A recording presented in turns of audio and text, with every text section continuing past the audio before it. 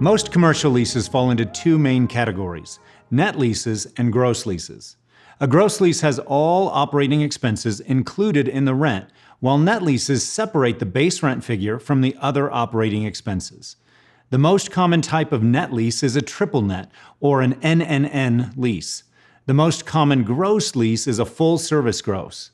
A full-service gross lease is a type of commercial real estate lease that tends to be all-inclusive, in that it includes both the base rent and the operating expenses in one gross price.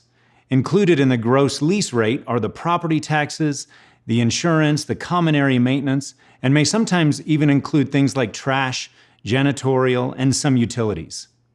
Every building and landlord is different in regards to what they offer. Full-service gross leases are often found in renting Class A office or medical office buildings, as well as some small individually owned properties.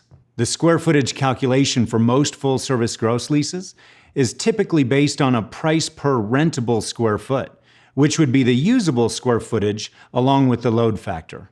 One common variation of a full-service gross lease is a modified gross lease, or an MG lease, where the operating expenses are included with specific exceptions.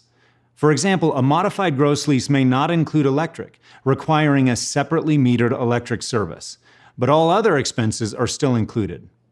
When choosing a space, it is important to understand which type of lease is being offered so that you know you are obtaining an apples-to-apples comparison, especially if different lease structures or types are used in the properties you're considering.